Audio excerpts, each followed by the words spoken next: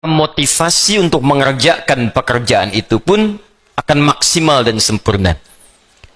Anda niatnya sempurna untuk belajar, maka semua energi kita pun itu akan maksimal digunakan untuk belajar.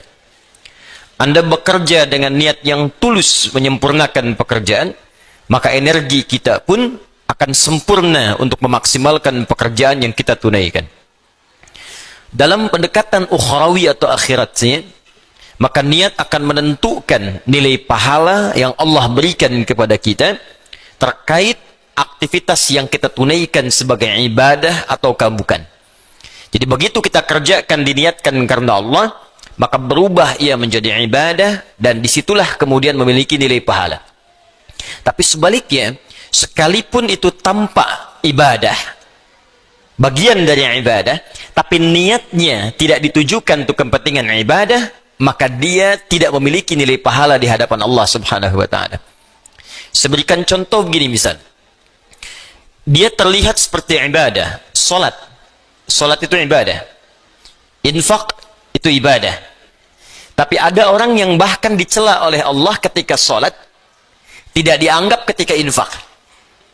Siapa mereka? Yaitu orang yang tidak meniatkan ibadahnya untuk ibadah. Fawailul lil musallin, celaka orang salat. Anda bayangkan, orang salat ada yang dinilai celaka, apalagi yang tidak salat. Tapi siapa yang salat dan celaka ini?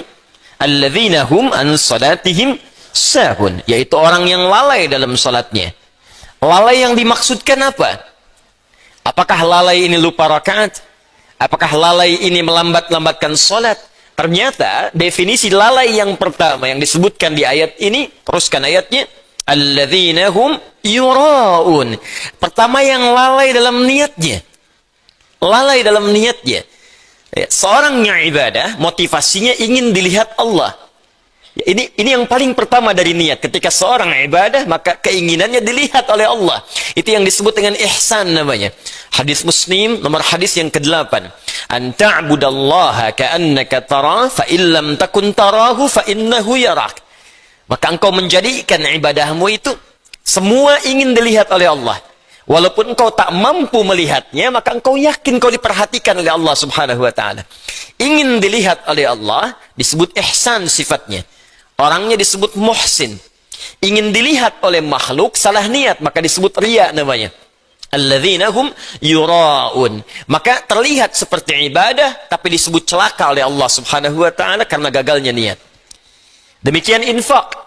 Orang yang infak dengan tujuan bukan karena ibadah, hanya ingin dilihat oleh orang lain, maka disebut oleh Allah seperti orang yang bekerja tapi tak ada nilai. Seperti mengumpulkan pasir-pasir yang lembut lalu dihempas oleh buih-buih air yang kemudian menghabiskannya. Quran surah kedua Al-Baqarah ayat 264. Ya ayyuhalladzina amanu la tubtilu sadaqatikum bil manni wal adza kalladzi yunfiqu malahu ria'an nas. Hei orang-orang yang beriman, jangan engkau gugurkan, batalkan. Jadi ada yang disebut oleh Allah batal amalnya. Salah niat, batal amal. Dikerjakan tapi tak punya nilai. Kayak orang kerja nggak punya gaji. Orang kerja tak dapat upah. Orang ibadah tak dapat pahala. Dan disebut oleh Allah batal amalnya. Seperti orang infak yang mengerjakan infaknya disertai dengan perbuatan yang merusak. Apa diantaranya? Orang infak yang riya ingin dilihat oleh orang lain. Demikian hal pertama yang kita kerjakan dalam setiap aktivitas. Niatkan semua pekerjaan kita karena Allah Subhanahu wa taala, termasuk dalam mengikuti ta'lim yang kita hadirkan pada malam hari ini. Dengan niat yang ikhlas, maka sempurna ilmu akan diberikan kepada kita. Dan dengan niat yang ikhlas karena Allah, tingkatkan takwa kepada Allah, maka akan dipermudah kita untuk menangkap dan mengamalkan pengetahuan yang kita pelajari. Itu yang dimaksudkan di intisari Quran surah kedua Al-Baqarah di akhir ayat 282. Wattaqullah wa yu'allimukumullah. Tingkatkan takwamu kepada Allah. Awal meningkatkan takwa kepada Allah memperbaiki niat. Ketika takwa ditingkatkan, wa yu'allimukumullah, maka Allah akan menambahkan padamu tambahan-tambahan pengetahuan. Semoga Allah memberikan kemudahan pada kita pada setiap apa yang kita pelajari. Kita memulai dengan mendoakan saudara-saudari kita, semoga yang sampai malam hari ini belum beriman kepada Allah, dikuatkan jiwanya untuk bersyahadat sebelum ia wafat kembali kepada Allah Subhanahu wa taala. Semoga para pelaku maksiat pada malam hari ini disadarkan hatinya dan mau bertobat, dan semoga kita bersama mereka wafat dalam keadaan husnul khatimah insyaallah. Yang pertama, kita mesti sadar bahwa anatomi tubuh manusia itu terdiri dari 3 bagian. Ini yang diinfokan dalam Al-Quran. Ada fisik, jasad, ada akal, ada roh. Ingat betul ini. Mungkin yang dipelajari di biologi, di kedokteran, itu hanya fokus kepada fisik saja. Anatomi fisik. Yang dipelajari di pengetahuan anatomi akal. Sedangkan roh, tempatnya bukan di pelajaran formal, tempatnya bukan di bidang kesehatan fisik.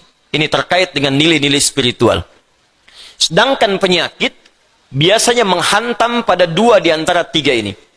Kalau bukan pada fisik, maka dia menghantam pada roh. Itu yang saling terkait berkelindan. Kalau penyakit akal, biasanya sifat penyakitnya datang dengan sifat malas. Malas baca, malas belajar, ya, malas mengkaji. Itu penyakit akal. Karena setiap bagian anatomi tubuh ini butuh masukan. Dia harus punya karbohidratnya, punya proteinnya, punya vitaminnya. Butuh masukan supaya dia berkembang dan kuat. Ya, fisik kita butuh makan. Maka turun ayat-ayat dalam Al-Quran seperti apa mengarahkan fisik untuk mendapatkan masukan-masukan yang terbaik untuk fisik.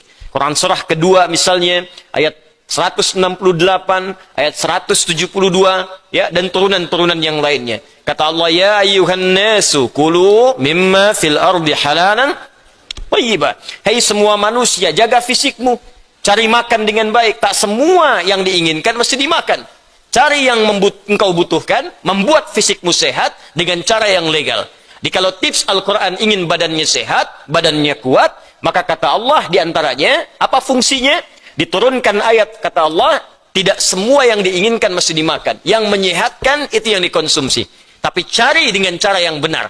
Jangan sampai Anda dapatkan dengan cara yang menyimpang. Kebutuhan fisik. Akal juga sama. Dia butuh masukan, butuh nutrisi. Tidak diberikan nutrisinya, maka akan tumpul bagian dari otak kita. Maka lemahlah kemudian cara berpikir seseorang, sulit mendapatkan pengetahuan. Apa makanannya? Turun ayat. Quran surah 96 ayat pertama. Iqra bismi rabbikal ladzi khalaq. Membaca bagian dari nutrisi akal. Turun ayat tentang mencari pengetahuan dengan cara yang benar. Quran surah ke-58 ayat 11. Yarfa'illahu alladhina amanu minkum walladhina utul ilma darajat. Allah akan mengangkat derajat seseorang ketika dia memenuhi bagian-bagian kebutuhan hidupnya. Tingkatkan imanmu. Yang kedua, tambahkan pengetahuan. Quran surah ke-9 ayat 122. Wa ma kana al-mu'minuna liyanfiru kaffah falawla nafara min kulli firqatin minhum ta'ifah liyattafaqahu fid din wa liyunziru qaumahum idza raja'u ilaihim la'allahum yahdharun. Kata Allah, ayo belajar sampai paham, sampai mengerti. Kalau sudah pandai, balik ke kampung masing-masing, ajarkan orang di kampung supaya mendapatkan pengetahuan yang serupa. Nutrisi terkait akal. Ruh tidak banyak dipelajari. Sejak zaman Nabi, orang bertanya pada Nabi SAW, Muhammad, apa esensi roh? Bagaimana sifatnya? Bagaimana bentuknya? Apa nutrisinya? Turun Quran surah ke-17 ayat 85 untuk menjawabnya. Yas'alunaka 'anir ruh. Qulir ruhu min amri rabbi wa ma utitum minal ilmi illa qalila. Muhammad SAW, mereka semua banyak bertanya kepadamu tentang esensi roh. Katakan pada mereka, roh itu urusanku. Semua infonya hanya dimiliki Allah Subhanahu wa ta'ala. Dan kalian tidak diberi pengetahuan kecuali sedikit. Sedikit untuk urusan fisik, silahkan. Ya, gali analisis terkait tentang fisik, bedah. Dapatkan kebutuhannya, teliti bagian-bagiannya, dapat kita infonya. Tentang akal, silahkan temukan, kreasi. Dapatkan ciri-ciri pengetahuan yang baru, bidang-bidangnya, turunan-turunannya. Tapi roh, kata Allah, hanya aku yang tahu nutrisinya. Maka diturunkanlah kemudian nutrisi roh untuk menguatkan nilai spiritual seseorang yang bisa menguatkan fisik dan akalnya. Awas, hati-hati ya. Kalau fisiknya sakit, tapi rohnya sehat, itu boleh jadi daya tahan tubuhnya semakin kuat. Dalam arti, bisa jadi, walaupun fisiknya kurang sehat, tapi rohnya kuat, dia bisa menjalani kehidupan dengan baik. Tapi kalau rohnya sakit, walaupun fisiknya terlihat sehat, sesungguhnya dia dalam keadaan selemah-lemahnya dalam beraktivitas. Nanti kita akan buktikan. Ya. Apa nutrisinya? Ibadah. Karena itu tidak ada nutrisi terbaik bagi roh kecuali ibadah. Untuk itulah kita diperintahkan sholat, diperintahkan mengaji, diperintahkan puasa, diperintahkan baca Al-Quran, diperintahkan tahajud. Apa esensinya? Untuk memberikan masukan kepada roh. Karena sekuat-kuatnya fisik, kalau rohnya lemah, maka akan berpengaruh pada ketahanan fisiknya. Saya beri contoh sederhana begini. Fisiknya kelihatan sehat, tidak ada luka, nggak ada masalah. Cuma rohnya sakit. Iri hati, dengki, perasaan pesimis, perasaan tak enak hati. Itu ketika terjadi menimpa roh, dampaknya pasti akan hadir ke fisik. Sakit iri hati, hatinya rohnya yang sakit, fisiknya kuat. Tapi makan jadi nggak enak. Ketemu orang jadi nggak nyaman. Tidur jadi nggak enak. Terbawa ke fisik.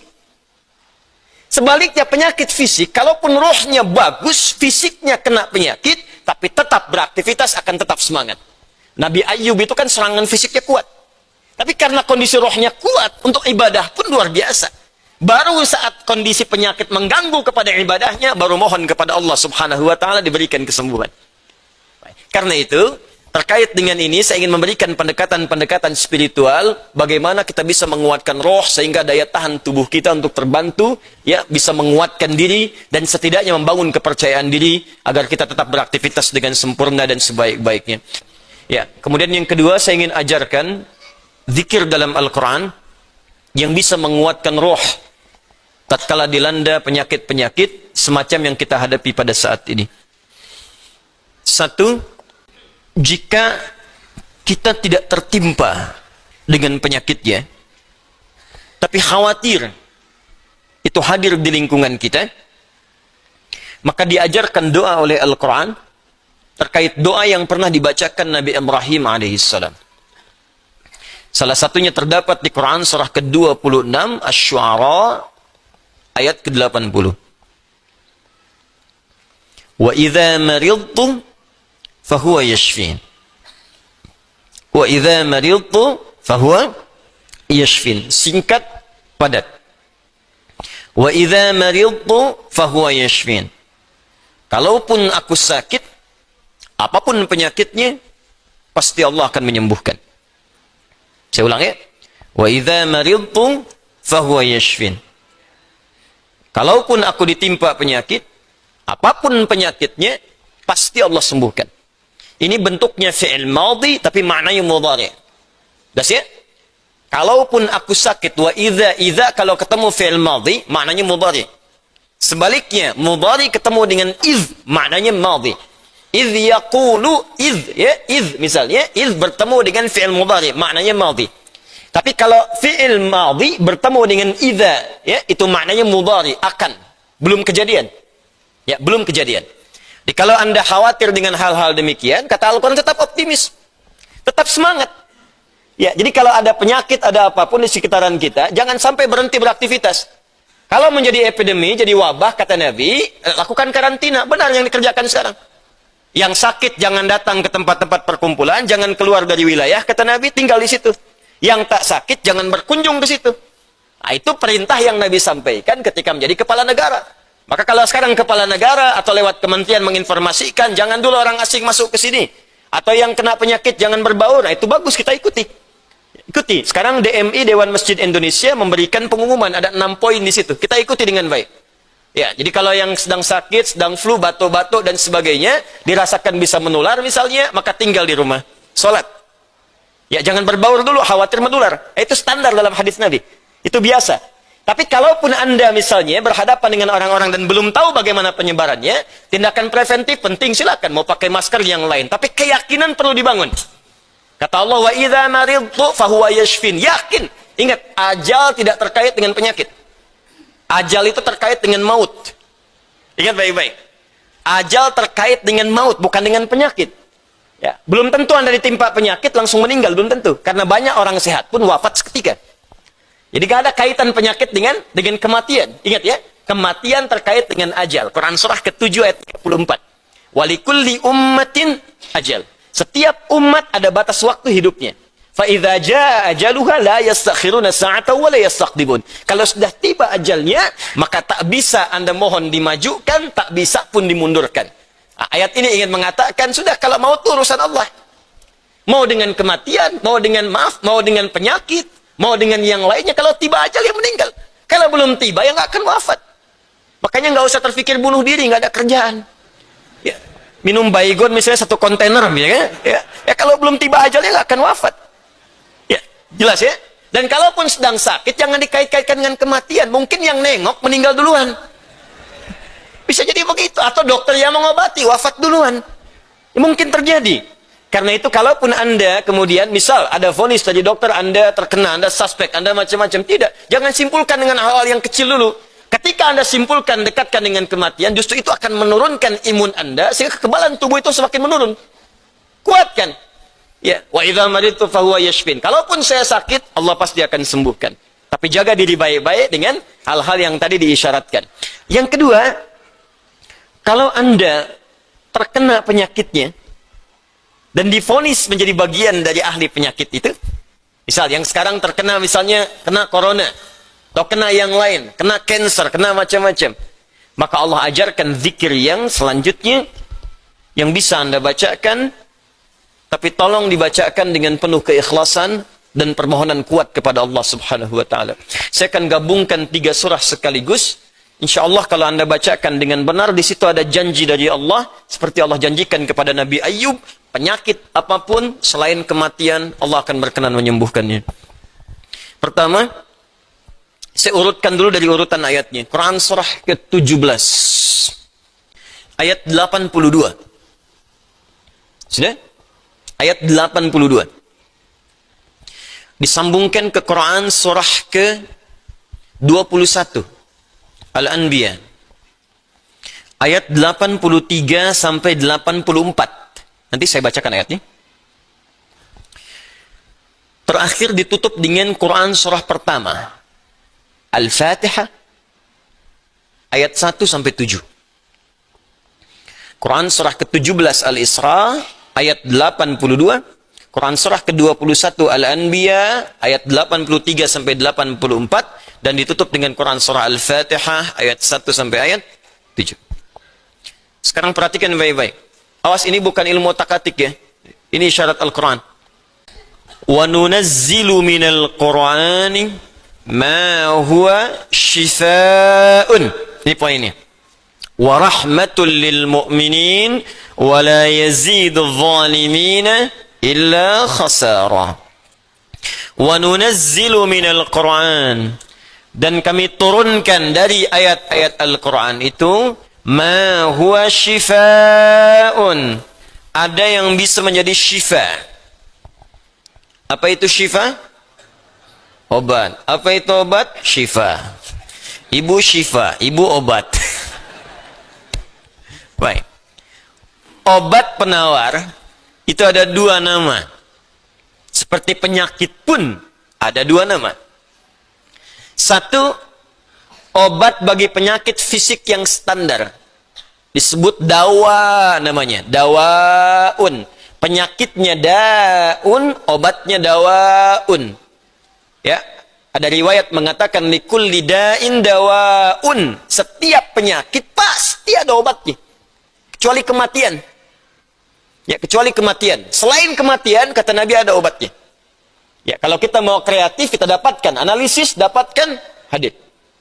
Ya, likulli da'in dawaun. Da itu penyakit fisik. Ya, pusing, sakit perut, sakit gigi, macam-macam. Kata Nabi, Anda kreatif, dapat obatnya. Obat untuk fisik ini disebut dawa namanya. Ada yang kedua, disebut dengan maradun. Maradun. Marad itu lebih kepada penyakit hati, penyakit jiwa, roh.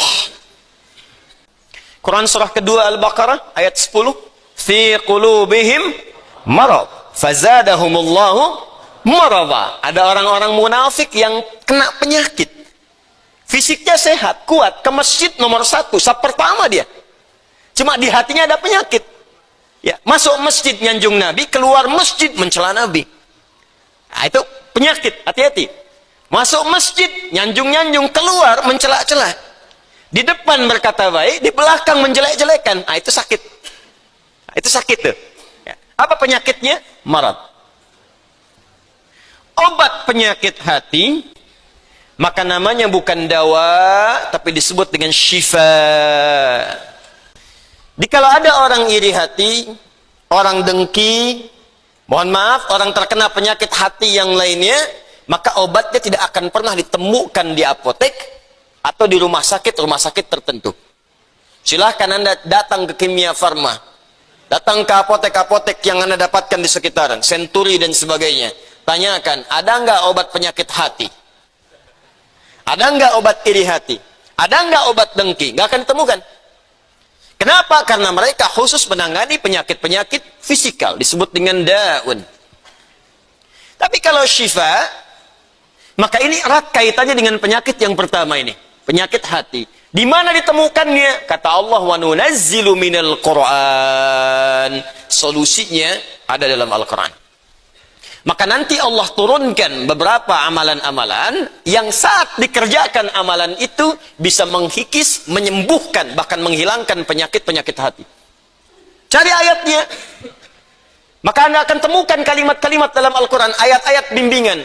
Ini obat untuk menghilangkan malas. Ini obat untuk menghilangkan iri hati. Bahkan ini mencegah penyakit dengki. Kalau ada orang sekitaran dengki dengan kita, bacakan ayat ini. Turun surah Al-Falaq. Kalau ada orang munafik, bacakan surat yang ini. Kalau ada orang ini, bacakan surat yang ini. Nah, pencegahan-pencegahannya, obatnya ditemukan bagiannya di Al-Quran. Tapi syifa juga memiliki makna yang kedua. Dia adalah obat bagi penyakit fisik yang sudah sulit ditemukan obat dan penawarnya.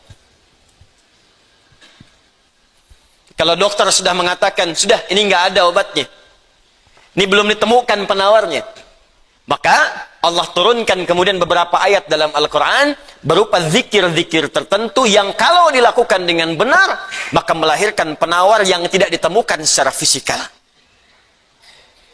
Apa diantaranya? Yuk kita bacakan Quran surah ke-21 Al-Anbiya ayat ke-83 sampai 84. Kenal Nabi Ayub? Bagus. Ada yang kenal di sini. Baik. Bukankah ujian Nabi Ayub salah satunya kena penyakit fisik? Bukankah ujian Nabi Ayub alaihissalam salah satunya kena penyakit fisik? Ya. Pertama ujian harta, habis semua asetnya. Yang kedua ujian keluarga, wafat semua anaknya. Yang kedua ketiga ujian fisik.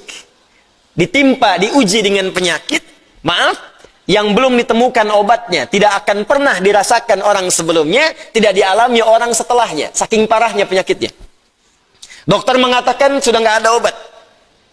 Orang mengatakan secara klinis mustahil sembuh, nggak ada obatnya. Maka apa yang dikerjakan oleh Nabi Ayub alaihissalam? Ingat, ini pesan dari Al-Quran. Ada isyarat begini. Ketika manusia mengatakan, makhluk mengatakan ini mustahil, itu tanda pertama dari Allah supaya langsung kita diminta untuk memohon kepada Allah subhanahu wa ta'ala. Jadi kalau ada orang mengatakan ini nggak bisa, itu langsung tanda langsung dari Allah supaya tinggalkan pendapat makhluk, minta kepada Khalik. Itu poinnya.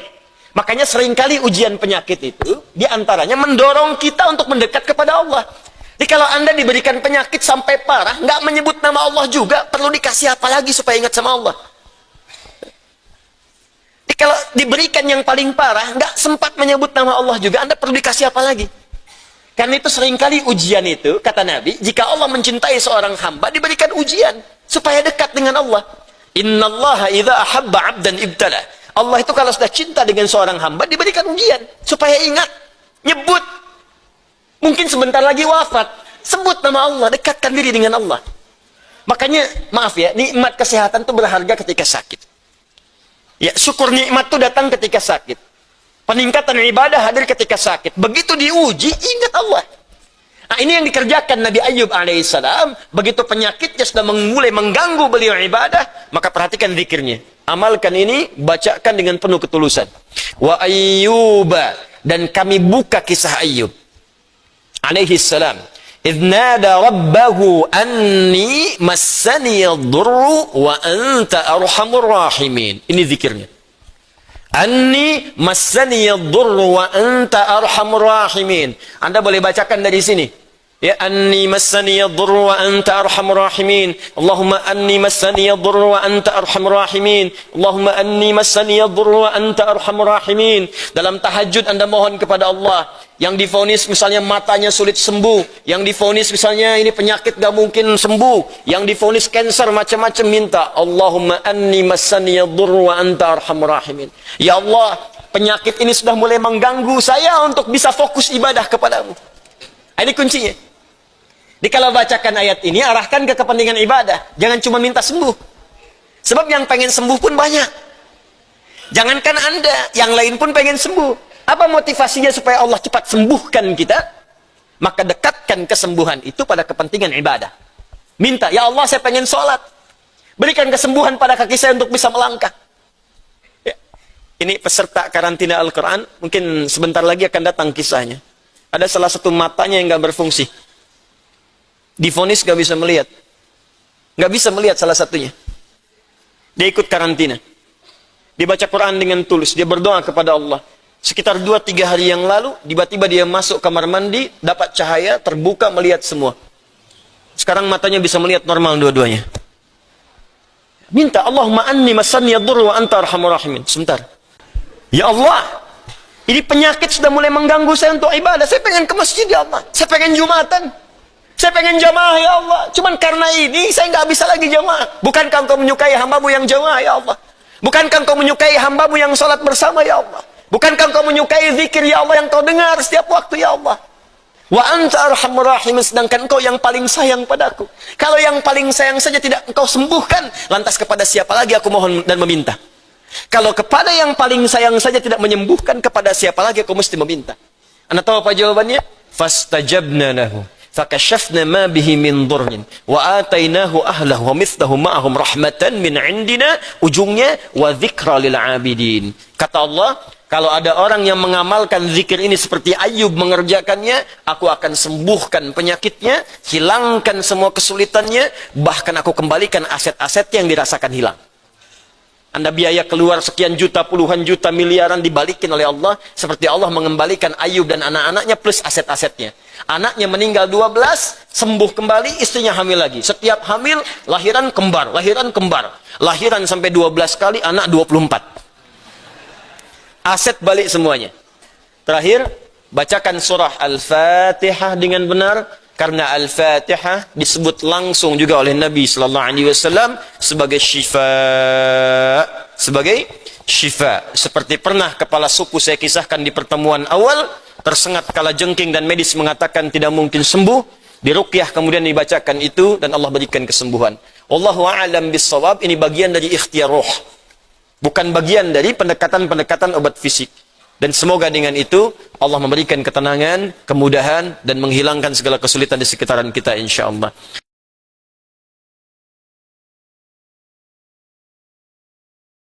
Ngalir. Dalam bahasa Arab sesuatu yang mengalir disebut dengan jariyah. Maka muncul istilah sedekah jariyah. Sedekah jariyah. Ya, maaf, asalnya bukan amal jariyah, sedekah jariyah. Ya, sedekah jariyah, bukan istilahnya amal jariyah. Sekarang kalau mau nyebut amal jariyah pun dibenarkan.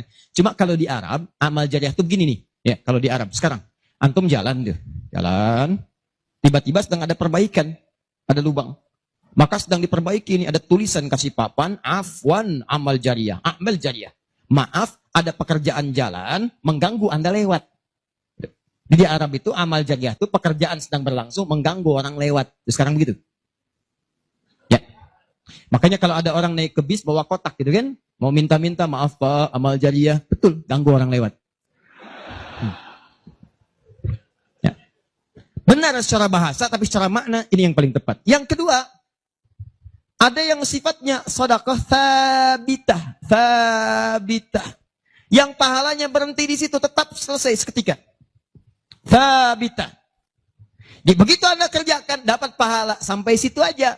Begitu selesai pekerjaan, selesai pahalanya. Thabitah, tetap selesai di situ. Maka kalau kita ingin cerdas, kata para ulama, semua dosa-dosa kita ingin dihapuskan, ditutup. Dihapus, hapus. maka Anda mesti keluarkan apa saja jenis-jenis sedekah jariyah itu. Supaya ketika selesai kita kerjakan, pahalanya tetap mengalir untuk menutup dosa-dosa kita. Maka kita akan fokus kepada amalan-amalan yang ini, yang saat dikerjakan, pahalanya terus mengalir. Tapi jangan lupa, hati-hati, yang ini pun dibagi dua lagi. Awas. Pelan-pelan, jadi kita sepakati kita ambil yang ini satu, untuk malam ini. Yang kedua, yang ini. Ini pun dibagi dua lagi. Ada amalan sedekah tsabita saat dikerjakan pahalanya datang saat itu. Tapi yang paling menarik, ada nilainya kecil, ada nilainya besar, banyak. Jadi kalau dikerjakan ada yang nilainya cuma 10 aja. Tapi ketika Anda kerjakan yang kedua ini, ada yang 700, ada yang 70.000, ada yang 700.000 sekali dikerjakan. Sekarang kita akan keluarkan amalan apa saja yang saat dikerjakan itu pahalanya melewati batas yang standar ini. Jadi saat dikerjakan bukan 10 poinnya, tapi lebih daripada 10. Amalan apa saja itu pada sedekah tsabita dan amalan apa saja yang jariyah yang kita bisa keluarkan dan menggugurkan dosa-dosa kita. Sepakat sampai sini? Baik. Satu. Kita langsung ke poinnya. Untuk yang sedekah tsabita, amalan standar yang tetap. Yang biasa-biasa, contoh, misal, sholat, begitu dikerjakan sekali, dapat 10. Selesai sholatnya, selesai pahalanya. Jelas? Tapi beda ketika antum mengerjakan sholat berjamaah. Ya. Dia tsabita, tapi pahalanya berlipat. Tsabita, tapi pahalanya berlipat. Baik, saya mau tanya pada antum, sholat sendirian 10, sholat berjamaah berapa? 27. Maka kalau Anda ada ajakan berjamaah, sekalipun misalnya di tempat itu tidak ditemukan masjid, sedang di kantor, ada teman misalnya, alih-alih Anda sholat sendirian dan tidak bisa menemukan masjid, kenapa nggak ajak teman Anda untuk berjamaah? Walaupun cuma 2 orang. Beda pahalanya teman-teman sekalian sampai 17. Yang satu 10, yang satu 27. Karena sholat berjamaah itu hadisnya dibagi 2. Ada hadis yang mengajak ke masjid, ada hadis yang masjidnya nggak ada, cuman bisa berjamaah. Sholatul jamaati afdalu bin sholatil fardi bisa bin wa isyrina darajah. Sholat berjamaah lebih utama daripada sendirian. 27. Jamaah di sana sifatnya umum. Kalau ada di masjid, usahakan ke masjid. Kalau nggak bisa ke masjid karena alasan syar'i, maka yang penting jamaah. Saya suka bingung nih. Ini kan di rumah kamar banyak. Tempat luas. Kenapa kok bisa di rumah ada 5 orang? Ini ada istri, ada suami, anaknya 2, asisten rumah tangga 1. Kok bisa ini sholat di kamar yang ini sholat di kamar yang ini sholat di ruangan yang ini? Kenapa di rumah itu nggak kumpul satu tempat berjamaah? Pahalanya 27. Satu kedua, 500 tahun. 2 ketiga, 500 tahun. Jadi kalau antum sedang lupa-lupa tuh, ingat-ingat dosa. Daripada milih sendirian cuma 10, berapa dosanya pada saat itu? Boleh jadi pahala sholat antum 10, tapi dosanya pada hari itu 20. Tuh. Bagaimana cara nutupnya? Maka biasakan naikkan. Naikkan. Jamaah. 1, sholat berjamaah. Karena itu panggilan-panggilan sholat dalam Al-Quran seringkali menggunakan bentuk jamaah. Silahkan cek. Panggilan sholat pertama Al-Baqarah ayat ketiga. Alladzina yu'minuna bil ghaib wa yuqimun, tunaikan dengan orang banyak, bentuk jamak. Mereka tunaikan dengan orang banyak, kerjakan dengan banyak orang. Makanya kalau bisa berjamaah, kenapa mesti sendirian? Jelas sampai sini? Kalau antum ke masjid itu lebih banyak lagi. Tadi sudah saya jelaskan, datangnya dapat 25, masuk masjidnya, i'tikafnya, macam-macamnya. Makanya kalau sudah ada panggilan jamaah untuk ke masjid dan antum bisa mengerjakannya, demi Allah saya katakan, jangan tinggalkan. Jangan tinggalkan. 1. 2. Saya sebutkan yang banyak saja supaya agak cepat. 2. Membaca dan menghafalkan Al-Quran.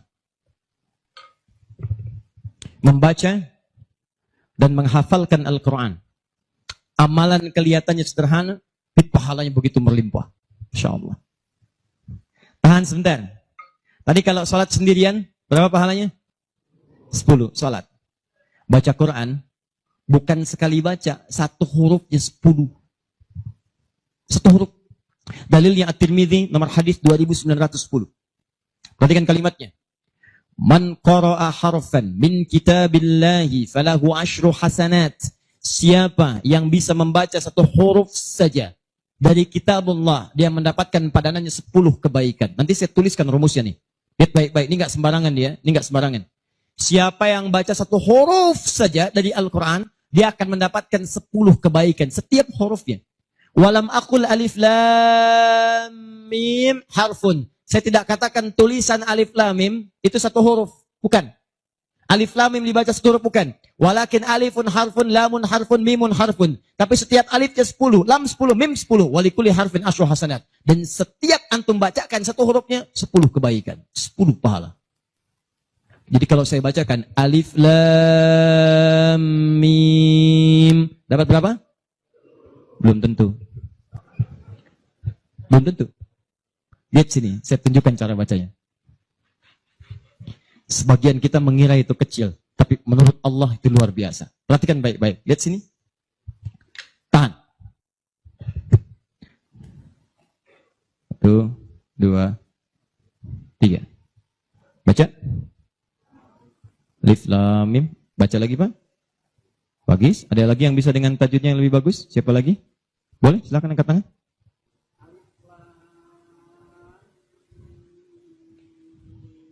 Baik sekali. Ada yang lain? Ya.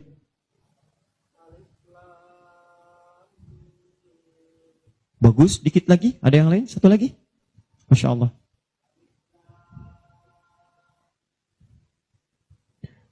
Bagus sekali. Cuman sayang ini bukan alif lam mim. Ini alam. Alam nasyrah laka sadrak.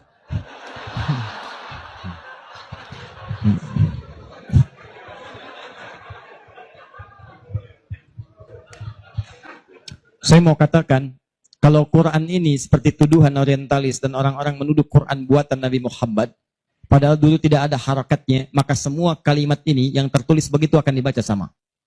Tapi Masya Allah, yang satu alif lam mim, yang satu dibaca alam. Alam nashrah laka sadrak. Alam tara kaifa fa'ala rabbuka bi ashabil fil. Tapi tiga-tiganya memiliki kesamaan dalam bentuk tulisan. Perhatikan baik-baik. 1, 2, 3. Kata Nabi, lihat.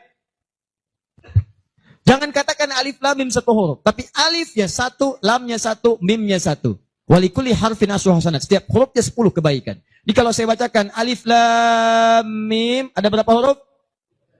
Kalau hitungan kita biasa, maka kita akan lihat 1, 2, 3. Tapi kalau antum belajar ilmu arud itu diantaranya ilmu salah satu ya, untuk bisa menuliskan apa yang diucapkan, bukan apa yang tertuliskan lewat simbol. Dan itulah teman-teman sekalian, menjadi ukuran banyaknya pahala yang kita dapatkan. Tahan. Di ilmu bahasa Arab ada 4 cabang ilmu. 1 nahwu, 2 sharaf, 3 balaghah, 4 arud. Ini yang utama. Arud dibagi ke 16 cabang lagi, namanya bahar. Ada bahar tawil, ada rajaz, ada madid, ya, dan seterusnya. Tawilun lahu dunal bukhuri fadailu, fa'ilun mafa'ilun, fa'ilun mafa'ilun. Rajas, mustafilun, mustafilun, mustafilun, mustafilun, mustafilun, mustafilun. Alfiyah itu Ibnu Malik, rumusnya rajas. Kalamuna lafdhun mufidun kastaqim, wasmun mafi'lun thumma harfunil kalim, wahiduhu kalimatun wal qawlu am, wa kalimatun biha kalamun qad yu'am, bil jardi wat tanwini wan nida wa al, mustadin ismi tamyizun hasal, bita fa'alti atat wa ya if'alli, wa nulik balanna fi'lun yanjalli. Itu rumusnya rajas. Tapi jangan antum heran, banyak orang mendalami kaidah ini untuk membuat puisi Arab. Lupa kalau ilmu ini bisa digunakan untuk membaca hadis-hadis Nabi. Dalam ilmu arud, jangan antum menghitung apa yang tertulis, tapi hitung bagaimana itu dibaca lewat bunyi yang terdengar. Perhatikan baik-baik. Ini tadi huruf apa? Alif. Maka cara menulisnya begini. Alif. Kata Nabi, alif. Nih. Berapa huruf? Setiap hurufnya 10. Jadi dari sini saja ada 1, 2, 3. Dapat berapa? Belum tentu. Karena ini hamzah. Oh. Ha, mim, zal, ta. 1, 2, 3, 4. Jadi dari sini aja ada berapa? Belum tentu kan ini ha tuh. Ha, 3. Anda yang suka menghitung, maka akan mendapatkan pahala sesuai hitungan. Anda yang berniat ikhlas karena Allah, maka Anda akan mendapatkan lebih daripada apa yang Anda hitung. Rumus ini ditemukan di Quran surah kedua ayat 261. Paling kiri sebelah atas. Tahan, tahan. Pelan-pelan. Ini rumus adanya di ayat infak. Tapi cara menerapkannya di semua kategori cara kita beramal. Orang kalau berinfak tahunya dapat 700. Matsalul ladzina yunfiquna amwalahum fi sabilillah kamatsali habbah. Orang yang infak di jalan Allah seperti menanam satu benih. Ambatat sab'a sanabil. Satu tumbuh jadi 7 tangkai. 1 kali 7, 7. Fi kulli sumbulatin mi'atu habba. Setiap tangkainya ada 700, ada 100 benih. Ada 100 buah lagi. 7 kali 100, 700. Ayatnya suka dipotong sampai sini. Kalau Anda infak sekian, kalikan 700. Lupa, ayatnya belum selesai. Wallahu yudha'ifu liman yasha. Dan Allah akan melipat gandakan amalan tanpa batas bagi siapa yang tidak pernah berhitung. Jadi kalau Anda baca Qur'annya hitung-hitungan, ini dosa hari ini berapa nih dikerjakannya? Oh 9, Masya Allah, 9. Cukup 1 huruf aja. Nun. Tutup. 10. Besok dosa berapa? 15. Cukup 2 huruf. Toha. Selesai. Kalau Anda ngitungnya begitu, maka diberikan sesuai hitungan. Tapi kalau Anda tidak pernah berhitung, Allahu Akbar. Anda tidak tahu alif lam mim itu mungkin nilainya 30, mungkin 300, atau bahkan 3 juta, atau lebih daripada itu. Makanya kami sarankan, kalau Anda bisa mendekat kepada Al-Quran, maka tolong agendakan setiap hari. Semua sahabat itu punya agenda, Pak. Antum kenal nggak Utsman bin Affan? Oh, iya. Situ tidak senang ngangguk. Coba di Semarang kenal Utsman bin Affan. Luar biasa. Tapi nggak apa-apa, masih bagus. Kemarin saya baru dari Sukabumi, Hubud Dunia. Ada yang kenal Fir'aun. Ini masih untung Utsman. Tuh lihat ya. Utsman itu bukan cuman cerdas dalam urusan bisnis dunia, tapi tijarah akhiratnya itu luar biasa. Utsman paham, saya di dunia boleh kaya, tapi di akhirat bagaimana status saya? Maka beliau siangnya mengumpulkan harta dunia untuk ibadah, malamnya mengumpulkan pundi-pundi akhirat. Demi Allah saya katakan, Utsman itu di antara sahabat yang disebutkan oleh Imam An-Nawawi bersama Abdurrahman bin Auf, bersama Tamim Ad-Dari, yang diikuti kemudian oleh Imam Asy-Syafi'i generasi setelahnya, jauh setelahnya, itu punya amalan kalau malam terbiasa menghatamkan Al-Quran dalam tahajudnya. Khatam Quran. Kaya, sahabat Nabi, menikahi 2 putri Nabi, 1 meninggal, dan menikah lagi, disebut Dzun Nurain. Kayanya luar biasa, asetnya setelah 15 abad sampai sekarang masih ada. Yang hebat, siang-siang jadi orang kaya, malam-malam jadi hamba yang sangat taat dan kaya akhirat. Coba bandingkan dengan kita sekarang. Menantu Nabi, bukan. Kaya, nggak sekaya Utsman. Tuh, status dunia belum sempurna. Status akhirat masih belum maksimal. Ya antum sebetulnya maunya apa? Utsman sholat malam, ngikut Nabi, kaki bengkak. Antum pengen ke surga Firdaus malam, mata bengkak. Ya. Ini. Ayo update. Ustaz, tapi kan saya belum lancar. Tambahkan hadisnya, lipatkan nomor hadis 2920. Awas, lihat kalimatnya. Walladzi yatata'ta wa huwa 'alaihi syaq falahu ajran. Siapa yang memulai menghafal, membaca, siapa yang mulai membaca Al-Quran tidak lancar, terbata-bata bacanya, mengejaknya. Orang baca alif lam mim, dia alif lam mim falahu ajran, maka dia mendapatkan 2 kali lipat dari orang yang lancar. Orang lancar misal 30, dia 60. Terima kasih ya Allah, kalau begitu besok saya nggak lancar aja bacanya. Oh, bisa. Itu tidak lancar yang direncanakan. Yang lancar diikuti oleh malaikat ma'asyafaratil kirabil bararah. Yang belum lancar diapresiasi karena perjuangan kesungguhannya, bacaannya dapat nilai, perjuangannya mendapatkan nilai di sisi Allah Subhanahu wa ta'ala. Karena itu saya sarankan, maaf, mulai sekarang antum bikin kurikulum. Nih, 1 tadi, bikin tabel begini. Nih. Saya katakan pada teman-teman juga yang di Bekasi, yang di Jakarta, ya, saya kasih 2 amalan dulu nih. Mulai sekarang antum bikin begini. Tahan ya teman-teman sekalian, nanti saya sampaikan bagaimana seorang Mu'adz, orang Mesir, baru kecil belum balik sudah menyiapkan amalan ini. Punya program. Nih, harinya nomor 1, 2, 3 dan seterusnya. Ini misalnya harinya apa besok. Amalannya apa? Mulai dengan sholat di sini, jamaah. Ini tadi bacaan Al-Quran. Kalau bisa, saya sarankan setiap hari mulai menghafal, walaupun cuma 1 ayat. Usahakan menghafal. Demi Allah saya katakan, pahala menghafal Quran lebih banyak daripada baca. Paling minimal 4 kali lipat.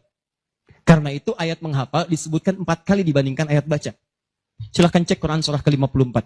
Ayat 17, ayat 22, ayat 32, ayat 40.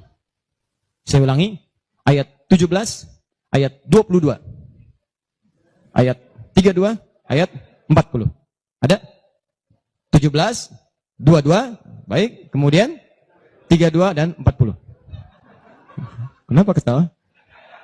Benar kan? 4 ayat 17, ayat 22, kemudian ayat 32 dan 40. 17, 22, 32, 40. Berapa kali disebutkan? Walaqad yassarnal Qur'ana lidzikri. Sungguh telah kami mudahkan Al-Qur'an untuk dihafalkan, diingat. 4 kali disebutkan. Ya, maka ada yang menyebutkan menghafal Quran itu keutamaannya 4 kali dibandingkan dengan sekadar membaca. Baca. Orang baca itu biasanya cuma sekali. Dzalikal kitabu la raiba fihi hudal lil muttaqin. Sekali. Tapi orang menghafal jangan harap sekali. Dia akan terus mengulang. Dzalikal kitabu la raiba fihi la raiba fihi ذلك الكتاب لا ريب فيه ذلك الكتاب لا ريب فيه هدى للمتقين ذلك الكتاب لا ريب فيه هدى للمتقين ذلك الكتاب لا ريب فيه هدى للمتقين. Pertanyaan saya, berapa banyak pahala didapatkan? Berapa huruf dia bacakan? Makanya kalau antum ingin melipat gandakan pahala dengan banyak, dalam satu hari antum punya agenda. Boleh antum baca, misal target sehari saya baca misal 1 halaman dan hafalkan 1 ayat. Kalau antum sudah punya kebiasaan begitu, demi Allah saya katakan, Allah akan merubah keadaan hidup anda jadi lebih nyaman. Tidak cukup dengan amin. Baca, hafal. Wah, Masya Allah. Syukur-syukur begitu sedang sholat berjamaah, minta sujud, terus meninggal, gitu kan? Wah, itu paling enak. Mau begitu? Di subuh ya. Itu pun kalau tiba ajalnya. Ya, bacaan Quran lebih lebat lagi. Ya, jadi kalau antum bisa seperti itu, nanti bonusnya banyak. Di alam kubur, jasadnya akan utuh. Dan di akhirat diberikan mahkota. Dan yang ketiga diberikan peluang untuk memberikan syafaat dengan izin Allah dengan Qurannya kepada anggota keluarganya. Ahli Quran itu, kalau dia hafal kemudian Qurannya, benar menghafal Qurannya, maka saat di akhirat akan langsung dimuliakan oleh Allah. Dipakaikan jubah kehormatan dan membimbing, menggandeng bapak ibunya yang saleh, yang beriman, beserta pasangannya dan keturunannya untuk dibawa masuk ke surga. Itu ada di Quran surah ke-35 ayat ke-33, ditafsirkan dengan Quran surah ke-13 ayat 23 sampai 24 dengan awal kalimat yang sama. Jannatu 'adnin yadkhulunaha. Ada para penghafal Quran masuk surga Aden di Quran surah 35 ayat ke-33. Jadi masuknya dari surga Aden menuju tingkat surga yang paling tinggi. Tertingginya apa? Banyak. Nanti ada dengan para nabi. Ada orang yang sesurga dengan para nabi di Quran surah keempat ayat ke-69. Ya. Wa may yuti'illaha wa rasul fa ulaika ma'al ladzina an'ama Allahu 'alaihim minan nabiyyin. Ada orang-orang yang masuk surga, orang taat kepada Allah dan Rasul. Taat sekali. Saat di surganya, semua dengan Nabi. Sesurga bersama semua Nabi. Jadi ada beberapa Nabi, ada semua Nabi.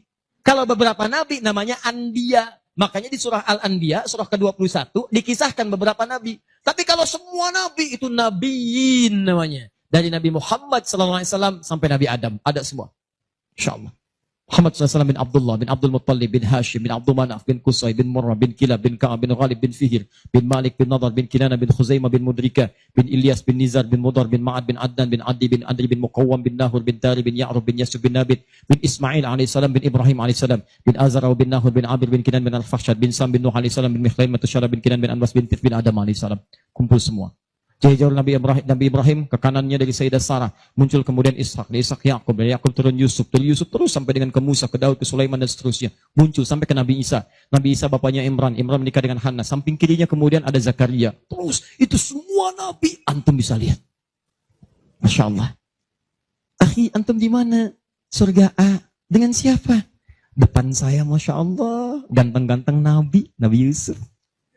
Dulu teman kita lihat sinetron ganteng-ganteng serigala. Ini Nabi. Oh, kita lihat Nabi di sini. Oh. Belakang saya Nabi Ibrahim. Samping kiri saya Nabi yang punya tongkat jadi ular. Nabi Musa alaihissalam.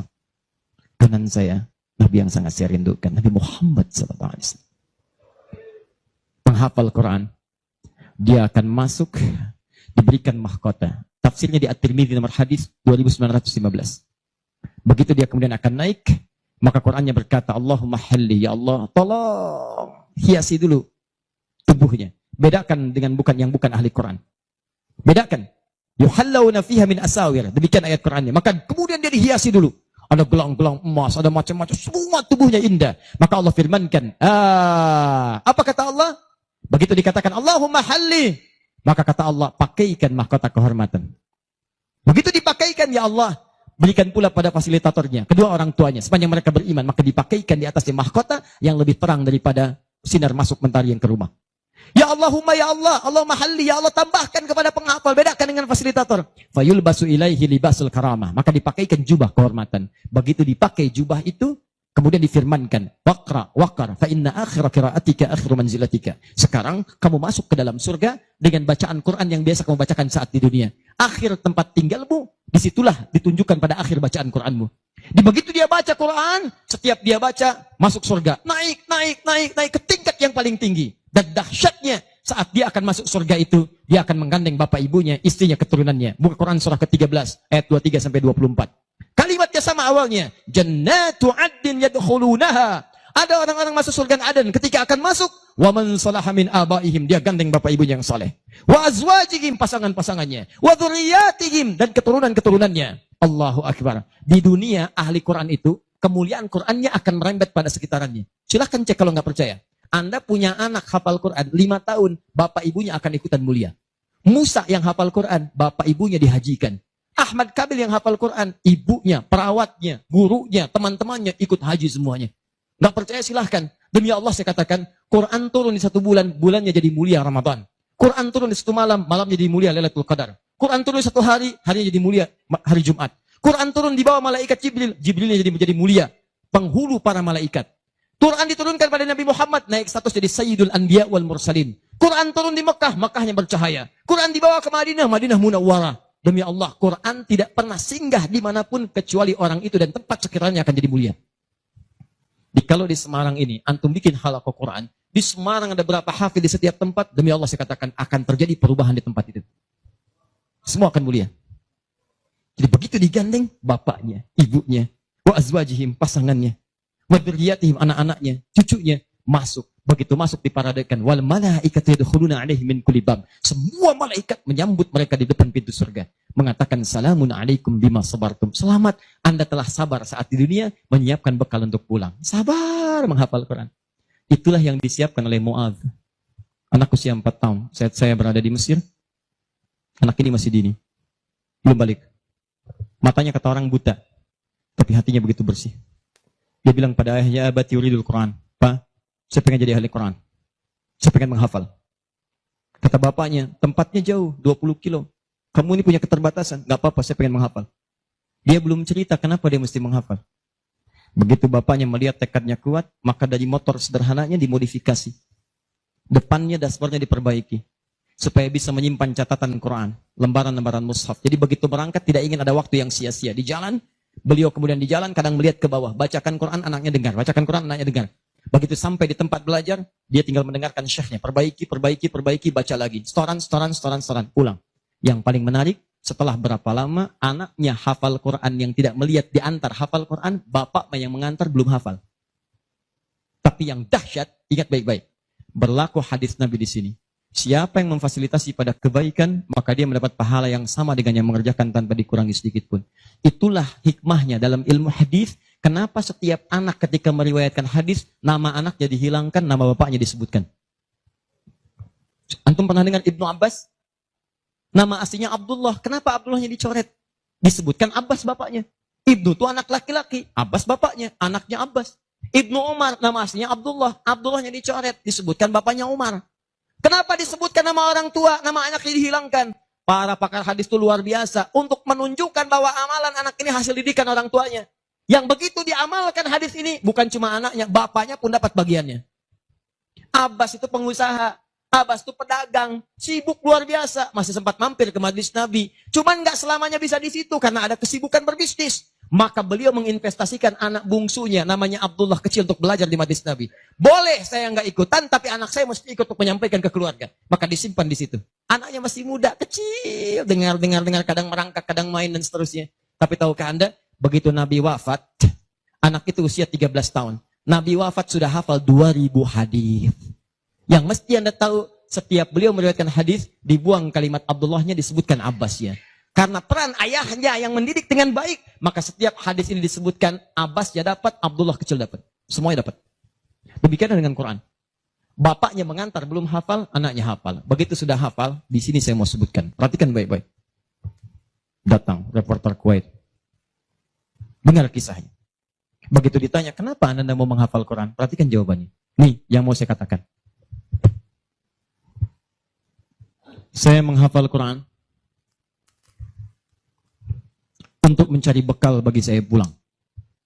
Saat saya menghadap kepada Allah sendirian, tangan saya bergetar, kaki saya bergetar. Saya tidak akan ditemani lagi oleh ayah yang mengantarkan saya dalam hafalan. Ibu saya tidak akan menemani, saudara saya tidak akan menemani. Saya akan sendirian bersama Allah. Ini anak masih kecil, mata nggak bisa lihat, belum balik, sudah punya pikiran demikian. Kalimatnya apa selanjutnya? Kata beliau, saya akan katakan di hadapan Allah dengan perasaan gemetar. Ya Rabb, jika memang bekal saya belum cukup untuk mendapatkan ridhamu sampai saat ini, maksudnya surga, maka mohon ya Allah, kurangi siksaan saya di neraka dengan Quran yang telah saya hafalkan ini. Ya Rabb, jika bekal saya belum cukup sampai saat ini untuk mendapatkan ridhamu, saya telah berhafal Quran ya Allah, saya telah berusaha menghafal Quran untuk saya bawa sampai dengan saat ini. Kalaupun itu belum cukup mendapatkan ridhamu untuk masuk surga, tolong ya Allah, walaupun saya ke neraka, kurangi siksaan saya di neraka dengan Quran yang telah saya hafalkan. Anak buta, mata belum bisa melihat, keadaan demikian, belum balik, dia sudah mencari bekal untuk pulang. Duhai Anda yang katanya pengen ke surga, surganya Firdaus, pengen bersama Nabi, demi Allah saya katakan, dari 24 jam Allah berikan pada Anda, berapa yang sudah Anda siapkan mencari bekal akhirat? Ayo kumpulin dunia. Ayo silakan. Silakan, nggak ada yang larang. Cuma satu saat Anda akan lihat siapa yang tertawa, siapa yang tertunduk lesu membawa catatan amalnya. Itu saya sarankan bagi Anda, ayo besok bikin. Nih, sholat mau di mana? Baca Quran mau berapa ayat? Hafalan mau berapa ayat? Mesti beda. Antum lahir belum hafal Quran wajar. Masa pulang pun gak ada yang dibawa? Ayo bawalah walaupun cuma satu ayat.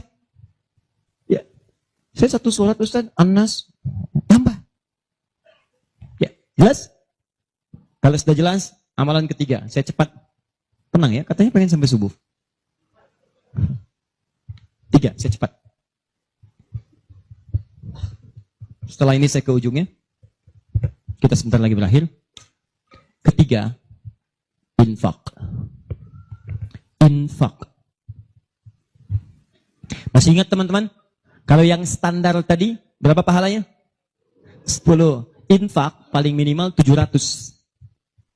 Infak paling minimal 700. Allahu Akbar. Dalilnya Quran surah kedua ayat 261. Paling kiri sebelah atas. Tadi saya bacakan. Mathalul ladzina yunfiquna amwalahum fi sabilillah kamathali habbatin ambatat sab'a sanabil fi kulli sumbulatin mi'atu habba. Wallahu yudha'ifu liman yasha' wallahu wasi'un 'alim. Perumpamaan orang infak di jalan Allah. Infak itu, ini yang perlu saya luruskan. Tidak harus menggunakan uang. Infak itu pemberian bersifat materi. Makanan itu infak. Pakaian itu infak. Buah-buahan itu infak. Silahkan berbagi. Walaupun nggak ada uang, bisa kita gunakan dengan yang lain. Cek, kalau antum main ke Eropa, ada rezeki main misalnya. Main ke Auckland, ke New Zealand. Ya, di situ ada donation itu bukan cuma dengan uang. Food, kadang mereka kasih dengan makanan. Ada yang nyimpen ciki, kotaknya di situ. Di kotak infak itu, kotak dalamnya ada ciki, ada beras, dan macam-macam. Sampingnya ada yang uang. Cuman mesti dilihat dulu bagaimana bentuk kotaknya. Ya, kalau kotaknya belahan kecil, itu pasti uang. Bukan beras. Oh, ini beras nih. Dibuka dulu karungnya, diginikan. Tidak bukan. Silakan bebas. Ya, dan itu nilainya tinggi. Kadang-kadang antum lupa di majelis ilmu ada snacknya. Walaupun cuma kurma dapat 2. Bagi 1 dengan teman. Air misalnya tidak harus semua oleh antum. Begitu antum bagi langsung dituliskan 700 kali lipat paling minimal. Demi Allah saya katakan paling minimal 700 kali lipat. Makanya zaman Nabi, itu ada satu keluarga yang berlomba tuh mendekatkan diri pada infak. Walaupun dirinya kekurangan. Agak aneh itu cara berpikirnya. Ya, jadi kalau dibandingkan manusia sekarang nggak dapat tuh, nggak dapat. Saya mau tanya begini, antum di rumah, persediaan, antum punya anak 2. Antum dengan istri, 1 suami, 1 istri, 2 anak. Di rumah ada persediaan makanan untuk 2 anak antum saja. Antum aja nggak makan malam itu, cuma ada anak 2. Untuk mereka, kalau nggak makan, mereka bisa nahan lapar semalaman.